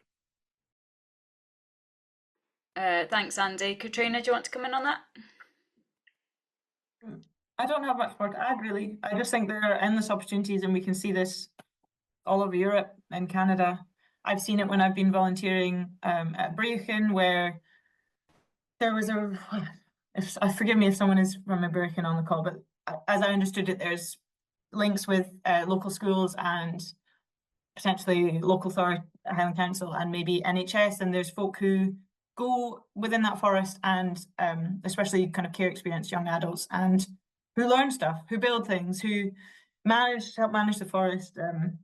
Yeah, I visited a community woodland who didn't own the land. This is an important point that I thought about bringing up, but it also slightly complicates the argument. They didn't own the land. They had a 25-year lease with the local authority, but they had, this community woodland had been there for 30 years, and every single Friday they had volunteer days where folk with additional support needs and other things had the space to come and work together and build things. And yeah, I mean, it's lovely, gushy stuff, but it is actually really central. And if we want to build a good nation, which is healthy for people and for the planet, then we do need to consider access to forestry and woodland in this way, and seeing it all the way kind of in its entirety as well. Yeah, good points. Douglas, go ahead. Yeah, I just had just reminded me of what I was saying there. I mean, and it ties back to ownership. One thing we didn't import from the German model was the normal forest. For the foresters in the audience, you'll know what that is. But essentially, that goes down to the fact that forestry has some advantage over agriculture, but it also needs to be sustainably managed annually. And so what that actually means in simple terms is, if you own 100 hectares of forest and its rotation is 50 years, you harvest 2 hectares a year. You don't harvest the whole lot, because then you've got no money. So owner-occupiers traditionally practice what's called normal forestry. That is, you try to manage the forest to give you a sustainable income every year. Now, the Forest and Land Scotland do not do that. They say they manage the forest normally over Scotland-wide, which gives you massive clear fells in the North Highlands and the borders, and the occasional no-fell area close to towns. But essentially, that's why ownership really matters, because if ownership is delivering you an annual income, you manage it very differently to other owners. Just thank you, Douglas. Sorry, I couldn't find my unmute button there. Great, thank you. That's been great. I want to just pick up another question that came up on the chat much earlier on, because I think this is one that will be rattling around in people's heads a little bit. It's one I hear quite often. It came from Sarah Madden, and it's, how do we reconcile the arguments about the inequitable and worsening sort of control and ownership pattern with the arguments that there are advantages in the sort of pace and scale through larger scale ownership, you know, and that's with respect to kind of like the shortfall in making up the shortfall in woodland creation, the need to sequester carbon. And we don't need to get into a big long debate about whether you think that's right or not. And also the timber production, because obviously we're importing a lot of timber, and yeah, I'll leave it at that for now, because there's a bit of a follow-up question that we'll just see if we get to. Yeah, so how do we reconcile those two things? Andy? Well, I think there's a problem with the framing of that question, in the sense that the two don't necessarily go hand in hand. So it's not about ownership, okay? So there is an argument that if we want to restore peatlands, establish woodlands at scale, we need large ownership. Now, if you have large scale ownership, which we kind of do, then there is some germ of truth in that. The problem is large scale ownership means relatively few owners. And what happens if all of them say no? Then you're stuffed, okay? And the examples we've been talking to, Sudra, Metza, Brittany Farmers, there are many, many others in continental Europe, shows you that it's management that's key, okay? Now, we've got some very, very large scale operations in many, many business sectors, okay? The standard corporation is owned by thousands, tens of thousands, hundreds of thousands of shareholders, okay? You can have fractional ownership of land, whether that's through a shareholding in a corporation, whether that's through individual ownership in a cooperative, and that's how you achieve economies of scale, how you achieve greater predictability in management outcomes. So you can have, I mean, these organizations have rules, okay? They don't require, every farmer in Brittany does not have to agree before, you know, the price of shipping on Brittany ferries changes. That's not how it works, right? Your conventional corporation has a very efficient decision-making mechanism where there's councils and boards, and they make strategy and operational decisions, and they're accountable to the members. This is nothing, there's nothing new here. So I would say that actually ownership at scale is highly risky, because you're dependent then on a small number of actors. Far better to have a much more democratic structure where you can have mutual learning, peer support. Even if you have some recalcitrant people, that's fine. They still have something useful to say. You can have a genuine debate and your outcomes tend to be better. So that's what I would say. I think it's a misdirected question, really, because I don't think large-scale management at scale does not require ownership at scale. Yeah, fair enough. That's a really good point. But because it is a question that is asked a lot, so it's very good to have that different perspective on it, that it's not a choice between those two things. Would Douglas or Katrina like to come in on that? Go ahead, Douglas. Yeah. I'll give Katrina a chance to come in at the end. I mean, Andy makes a very powerful point, I think, about that. The other thing is, I think we've really got to question some of these national strategy objectives about self-sufficiency. Is self-sufficiency in timber so important that a community has to live with massive clear fells, timber lorries charging through their village, and for which they get no benefit? I really doubt that. It sounds to me like a self-serving narrative for the corporations to say this. We're not self-sufficient in anything. Self-sufficiency went out the window with global trade. And now we're importing and exporting. You might not agree with it, you know, with globalization. I certainly don't. I do believe there's a form of communitization that we need. But to say that we should be, you know, having huge plantations owned by billionaires in order to serve our national timber requirements is absolutely, I think it's ridiculous, really. I can't see that argument. I think it's a convenient one, but it's very self-serving. Thanks, Douglas. Katrina, did you want to add? Yeah, I do think this is a really interesting point, because we are obviously in the midst of climate and biodiversity, collapse, insert other word that makes it seem very scary and real, which it is. And therefore we need to do a lot, and we need our land to do a lot. And we have a very concentrated pattern of ownership. And it is perhaps just convenient that Paulson, for example, it has green credentials. And so we can see maybe what one individual can do. But I don't think that, I agree totally with Andy. I think you put that really well, and with you, Doug. I don't think that does translate. One person doesn't translate into good management or what we need to do to scale up restoration and so on. And then I think it's important to consider the kind of externalities of that. So one person getting public finances, is that equitable? Is that the kind of Scotland that we want to live in, or is that how we should be managing our money? And I just I know, I'm sure the person who asked the question, no, I'm just seeing you type now. I can't read it right now. But I do think there's also just other ways of doing things that can encourage landscape scale restoration. And we can see that with Cairngorms Connect, for example. I know that Afric Highlands, I've been doing a little bit of work with looking at agriculture and farmer clusters in England. And these are different people working together at scale to deliver biodiversity and climate kind of carbon sequestration and other things. So I don't think it's a one to wrangle, but I don't think that having a concentration of ownership necessarily results in better land management at all.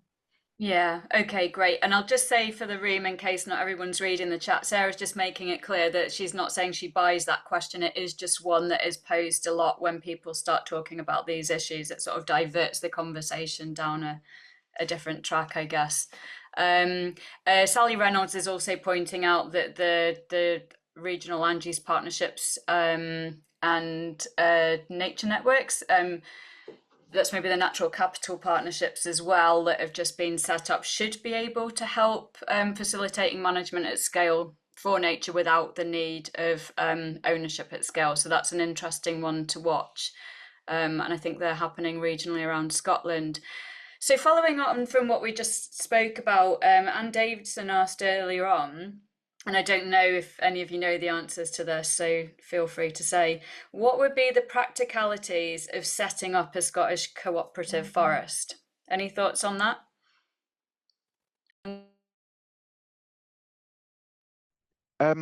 Well, we did have one, or something close to it. We had Scottish Woodlands Owners Association. And then it was Scottish Woodland Owners Association Commercial, SWOAC, or whatever. That started, as I understand, I stand to be corrected, that started as a woodland owners cooperative. Okay. And now it's an owner, it's a member-owned and employee-owned business, okay, that engages in forestry consulting and contracting and all sorts of work. And it's interesting because, you know, in the past we had tree nursery associations, we had woodland owners associations, we had employers, employees, unions, we had timber processing association. They've now all been largely folded into one trade body, CONFOR. And that's an interesting thing, because what it means is that these voices of different parts of the forest industry, well, they don't exist anymore. Okay, they cannot articulate their own particular interests, which might conflict with the interests of other people in the industry, and all of the industry together. So we did have that. We have there's a cooperative in Argyll of small-scale wood processors. What you need to establish successful cooperatives is you need enough people with an economic interest in joining a co-op. So I manage a small wood that's 16 hectares. I would love to join a co-op. It is really, really difficult to harvest, to manage, harvest, process, and sell. There's a huge market, but it's very, very difficult to operate at that scale in the current market conditions. If I could join a co-op of 100 other people, we'd be able to do that. So it really relies on having people with an economic incentive. You don't build these things artificially. Co-ops emerge from the bottom up. They emerge by me saying to you, hey, how about getting together and sharing a piece of equipment, or how's about us getting together to share management, or share marketing, or share processing. That's how it happens. And if those actors don't exist, you're not going to get cooperatives. Yeah, fair enough. Good point. Douglas? Yes, I might be going off a slight tangent, but I'm following up on something Anna said about diversity of forestry. I'll tell you an anecdote. When I kind of re-engaged with Scottish forestry policy a few years back, I published something in Scottish Forestry, and I was told by the then editor, you need to know that the forestry community are more or less full square behind Sitka spruce. I mean, that told me there was something not right in the House of Denmark when I heard that. We do need those diversity of voices. And I've noticed as well in my my absence from Scottish sort of stuff recently, is there is a lack of critical engagement. I'm just struck at the lack of critical engagement. Andy's been doing it for, 35, 40 years possibly. And I do feel that academics have let us down badly here. I worked at a government institute, and I think there was pressure there to not rock the boat. And I think this not rocking the boat has been seized upon by corporate interests. And we need to re-engage with that, and look at how organizations and institutions create a more constructive debate environment for land and for forestry. Yeah, yeah. Catriona? I think it's a really good question, and I think it just points to an underlying need to just do things differently, perhaps in cooperatives being an example. I don't know the logistics of how to set up a co-op, but I do know the Swedish model, for example, the member-led co-op that has 50,000 members. They do, however, have a different pattern of land ownership. So we might not ever get 50,000 members, for example, owner occupiers, but I guess there's a sense of scale there, and a sense of having a large base of people kind of involved.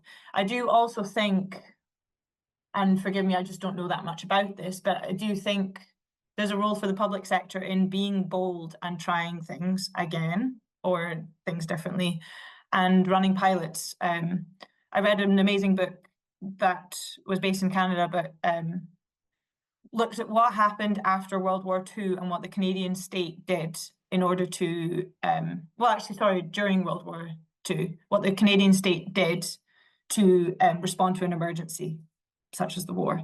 And it was amazing the way that the state was able to move and trial things and support new initiatives and so on and so forth. And there is this bigger question whether that might be kind of something that Forestry and Land Scotland might already be doing or could do further, is kind of setting up these co-ops. Yeah, I'll leave it at that, but I think it's an interesting point and maybe something that we could do more research on.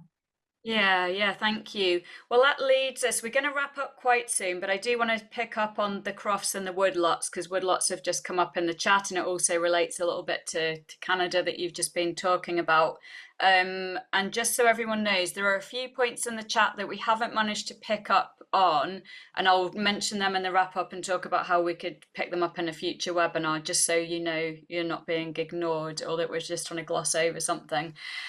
So in the meantime, though, it would be interesting to hear your thoughts, on how we get more woodland crofts. And as a sort of someone from the south of Scotland, I would love to see that in the south of Scotland, not just in the traditional crofting region. Is the room, for woodland small holdings, if we can't call them crofts for some reason? And also, how could we really jumpstart woodlots a lot more as another model? And do you think those are both a good idea, all of you? So let's go Douglas first. Mute. You're on mute. Can I go third? Yeah, fine. Okay, Andy, up for it? Yeah, no, I'd have to think about this a little bit. I mean, both of these models, woodlots and woodland crofts, are about giving people access to woodlands via a tenancy agreement. Okay, crofting is obviously more secure than woodlots. Woodlots, as I understand it, are a fixed lease. Crofts are a perpetual tenancy, highly regulated and highly protected. So there's potential in both, I think. There's certainly potential for woodlots in the state sector, and there's huge potential for woodland crofts across Scotland. The bottom line, though, is both require the relevant owners to sign up to it. You know, you require owners to agree to lease land to people. So I think they're part of the answer, and I think they are the whole answer. For some people, that's what they would want. Other people would want ownership. I mean, there was a forest close to me that went for sale, and I know 6 people in Lochaber who are looking for a small area of woodland, actually for a variety. I mean, one of them just wants it to have a bit of land, a building yard, and they want a bit more space. Might not be appropriate. Well, actually, there was a place in this forest you could have done that. But anyway, they had no opportunity to bid for this thing. They couldn't register an interest, okay? And it went to the local landowner who already owns 20,000, 15,000 hectares of woodland, 40,000 hectares of land. Okay, so the existing system is not working, yes. So in summary, yes, these could provide solutions for some people, but they're not a universal panacea. Great, thank you. Katrina? Yeah, I agree. I'm a big fan of crofting, and of course it has its flaws in lots of ways, or its challenges, I should say. And the Scottish Government are, you know, they're looking at this with the crofting bill just now. But I do think it's a wonderful thing, and it's really something special in lots of ways that should be celebrated and encouraged a lot more. It's just really difficult. I mean, it's difficult to get the land to make crofts.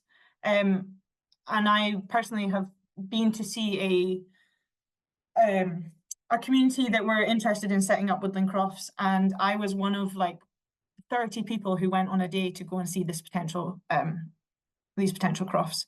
And there was so much interest, which is great, but it's just actually we need to do things on the ground, so to speak, to actually make this happen. And we need kind of bold action and consider lotting and so on and so forth. So yes, in theory, I think a wonderful thing. I think we need to look at kind of crofting reform, generally speaking, and woodland crofts as being part of that. But there's some mechanisms that folk more familiar with crofting law will know more about than I do. But I do think there's things that need to happen in order to make this kind of a reality, to be perfectly honest. I do, however, know that there have been woodland crofts that communities, I think in Mull and so on and so forth, have been working on, and that's fantastic. So kind of keep that going. But if it's a response to the current challenge that we're in, then more work could be done, I think. Sorry, just to interrupt, that Mull one they've been refused, and we really need to understand why. The Crofters Commission have refused it. There's been a lot of pressure from a local landowner. That really needs to be interrogated to see if this model is actually ever going to work, because it was yeah, it's worth interrogating, but that's all fallen through. Right, yeah, thank you. Doug, did you want to come in there? Yeah, can I just quickly say that the big issue I've always felt with the great weakness of land reform in Scotland was a failure to provide for new entrants. You know, it's always been filtered through communities. Communities are liable to break down. They're also liable to have community bad actors we don't maybe talk about enough. I know particularly one buyout, forestry buyout, that was actually destroyed by one person who was bought off by the occupier by giving them hard standing for their farm machinery, and suddenly he would no longer wanted community ownership. So I think there are risks with communities. I think it's fantastic, and it works, it's brilliant. But what we really need is a mechanism to get people who want to live in the land, want to make a living from the land, want to improve their living, livelihood, want to put children into local schools, we need a mechanism to allow that, because it isn't there at the moment. If I don't know how, I know Andy's probably made a lot of money from Who Owns Scotland, and he can afford to be an owner-occupier, but there's lots of people out there who maybe have money, but simply cannot get accessible amounts of land. 10 hectares, 20, it's not for sale. The minimum lot size is usually 500 hectares, up to 10,000, multi-million pounds. We're not invited. And there's no mechanism to change that in any of the legislation. Yeah, absolutely. And even below that, 1 or 2 acres, regularly hearing stories of people who can't get even, very small amounts of land. Right, we're very, very close to the hour, and we knew this one would run on long. So I think what I'll ask you to do very briefly, like 1 minute each, is just say, if you want to, where should this conversation go next? Because everyone is in the whole country, I think, is sort of fed up of sitting around talking about things and saying what's wrong and blah, blah, blah, with no kind of idea of what needs to happen, who needs to get in the room, what should happen next. So even, obviously you don't have to address that whole question, but if you just have like one thing that you think should happen within the next 3 months to get this moving, what would it be? Who am I going to put on the spot? Andy. Well, we'll say it's the next 3 months. The Land Reform Bill is going to get to stage 3. So in the next 3 months, ministers could give a cast iron commitment that they want to see a much more pluralistic pattern of forest ownership, as well as wider land ownership.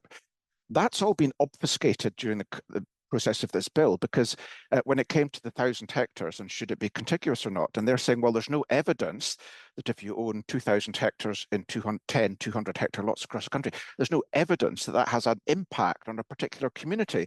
And it suddenly became apparent that that's the lens through which they're looking at it, rather than how can this provide opportunities for more owners. So there was a portfolio of French-owned forests, which I've written a blog about, you can go and see. 17 lots from Aberdeenshire down to Galloway would have been ideal for mandatory lotting, but that doesn't come within scope. So challenging ministers to commit to this. It'll take a while and a lot of work's to be done. We need to review how Woodland Croft are working and all the rest of it, but ministers to make a commitment explicitly to that, because the question has been fudged by them. Good shout. Yeah. Okay. Thanks, Andy. Douglas? Yeah, I very quickly. I mean, I think we're looking at an election next year. I'd be very hopeful. I would really like to see a political party put land reform in its agenda, and particularly specifically on diversifying ownership.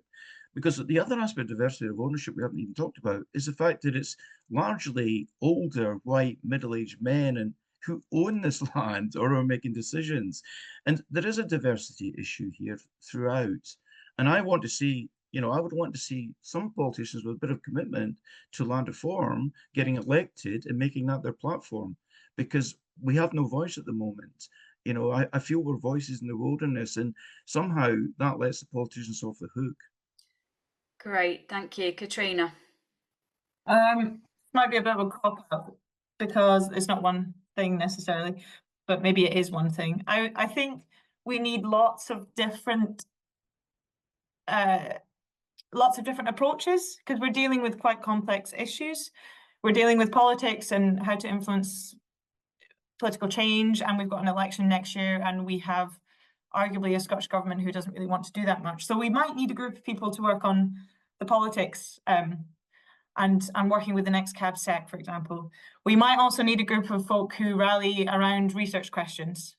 Maybe Andy, you want to give researchers some questions, we find funding, and we do some research on some of this. We might want to ensure that those interested in forestry are linking up with wider land reform movements, and making sure there's kind of no silos happening there. We might want to run a public education awareness campaign. I don't know. I just think there's lots of different things that we need to do, and we need different kind of folk and organizations to rally together to do that. And maybe I'll leave it at that. I think lots of things to do.